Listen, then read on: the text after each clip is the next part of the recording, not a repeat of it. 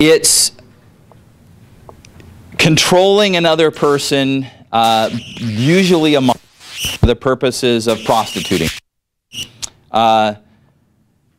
It sounds, I'm sort of skipping ahead here because this definition confuses so many people. It sounds like, well, why wouldn't either the laws against kidnapping, right, which is a death penalty offense, apply, or you know, there's lots of laws against sex with minors. Well, what it is the way sex trafficking works is you have a group of people who are involved, most of whom don't technically violate either of those laws.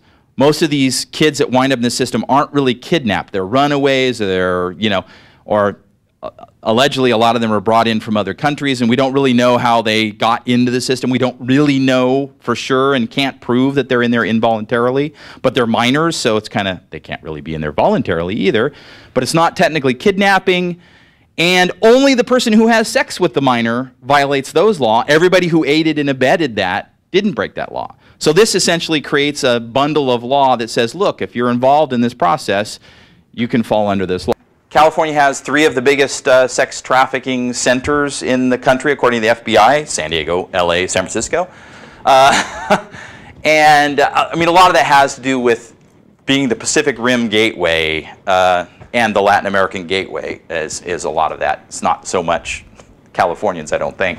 And that basically, look, we need more punishment to be able to rein this in, to be able to tackle it. Now, the key to our arguments is you've got a bunch of victims advocate groups that say, we're not sure that the lack of punishment, people who do this generally can be punished, so we're not sure that punishment's the real issue. We think there's a much bigger problem with how society treats this, what the laws are regarding prostitution and so forth. And we have a feeling that if people vote yes on this and say, yeah, we're punishing them more, problem solved, we can move on, when in fact it won't really make a big difference on the problem. And so they're afraid it's going to gloss over the problem. There's also the argument that when you look at the language of the law, it looks like the police could apply this to just regular old consensual adult prostitution and thereby dramatically increase the punishments that prostitutes and johns could be hit with. And they argue that, look, if we just made regular old consensual adult prostitution legal, there wouldn't be very much of a market for sex trafficking anymore, and that would get rid of the problem largely. It's all about the internet, illegal, you know, getting around the illegality of paying for sex that drives this trade.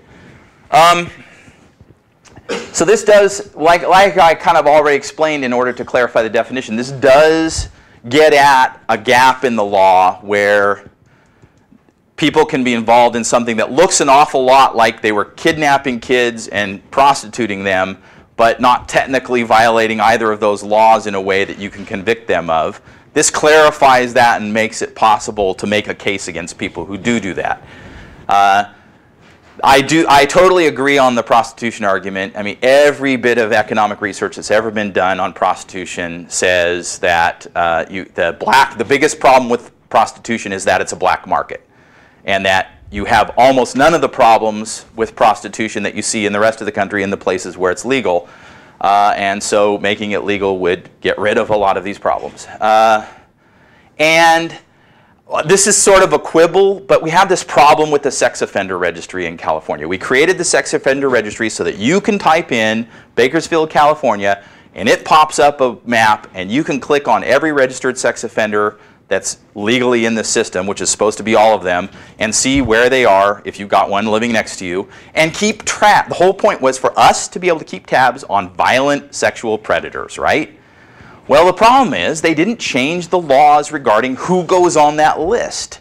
And so if a couple goes out to Lover's Lane and a cop busts them having sex in their car and cites them for public indecency, or you get drunk at the Highland Games, the Scottish festival here, and you go and you pee on a telephone pole and you get cited by a police officer for public indecency or urinating in public, you go on the sex offender registry under current California law.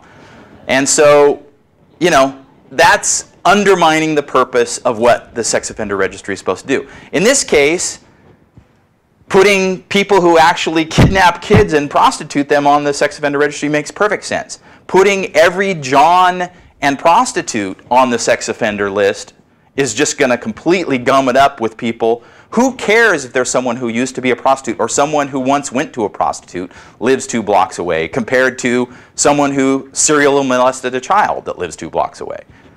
Big difference. And that's what people think the sex offender registry is for. And this sort of continues the process that we've done in California of undermining that tool by throwing everything under the sink into it. Any questions on that one?